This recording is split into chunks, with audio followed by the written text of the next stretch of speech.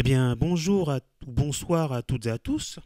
Eh bien, on se retrouve pour une nouvelle vidéo où je vais vous parler de la 26e carte de l'oracle Béline. Cette 26e carte a pour nom la paix.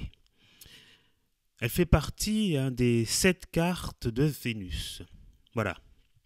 Donc, je vous souhaite à toutes et à tous une agréable vidéo. Donc actuellement, je vais vous parler brièvement de l'influence de la planète Vénus. Donc Vénus, c'est la planète des plaisirs, de tout ce qui est agréable. Donc on peut retrouver l'amour, l'art, la beauté, l'harmonie, le charme, la douceur, l'attraction, la sympathie, le dévouement, la vie amoureuse, la mère bien sûr, la maîtresse, les sœurs, etc. Donc je vous ai choisi quelques mots-clés. Donc il y a énormément de mots qui peuvent s'y rapporter. On va commencer à décrire l'image que l'on a devant nous. Donc on peut remarquer une hache à double tranchant qui se tient au milieu de pieux de bois liés par des bandelettes et autour on voit une couronne de laurier. Voilà, donc l'association hache et baguette de bois nous ramène au temps des Romains, qui symbolisaient la puissance des magistrats. On peut se souvenir que des hommes marchaient en file devant les premiers magistrats de Rome. On les appelait les licteurs. Et licteur signifie lié, donc noué, attaché si vous voulez. Pour continuer ce rappel historique, afin de mieux comprendre ce qui se cache derrière cette image, le laurier symbolise ces hommes qui étaient couronnés de laurier et armés d'une hache, enveloppés et liés dans un faisceau de verge d'où sortait le fer tranchant. Donc il faut bien se remémorer les anciens Romains avec cette fameuse hache qu'ils portaient. En bref, les licteurs faisaient régner la paix civile et faisaient la police.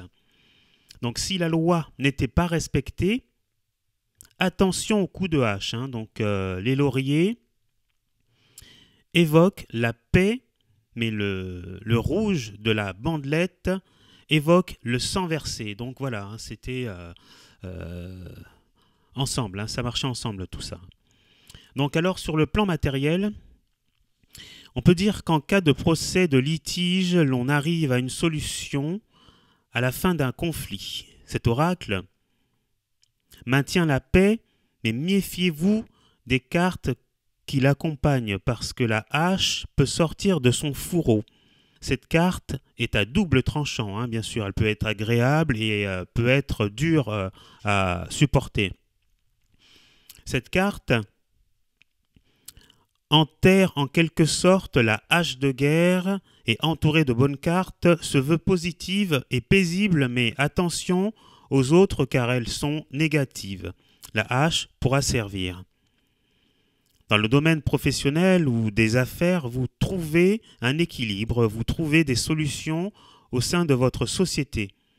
Les efforts se font sentir et débouchent vers la paix. En cas de conflit avec votre supérieur hiérarchique, vous trouvez un arrangement. Si ce n'est pas votre orientation professionnelle, vous trouvez votre voie. Donc voilà, si vous avez des conflits avec votre supérieur ou vous recherchez une orientation professionnelle, il est clair que vous trouverez une réponse à tout cela. Sur le plan sentimental, si vous êtes en conflit avec votre conjoint ou conjointe, vous en sortez victorieux, mais attention à la hache. Il se peut que ce ne soit pas fini et que la situation ne soit pas acquise pour toujours. La hache indique une dualité, des rapports de force, une confrontation mutuelle. Il faut transformer vos rapports de force, de trouver un apaisement à votre situation. Faites le point au moment où il y aura une accalmie.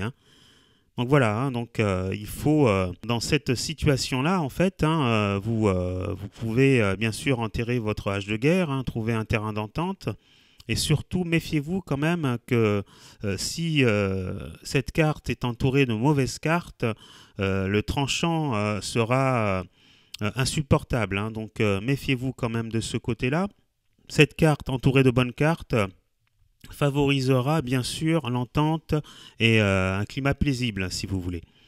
Donc sur le plan de la santé, votre corps est en paix avec bien des efforts et d'hygiène de vie bien suivis.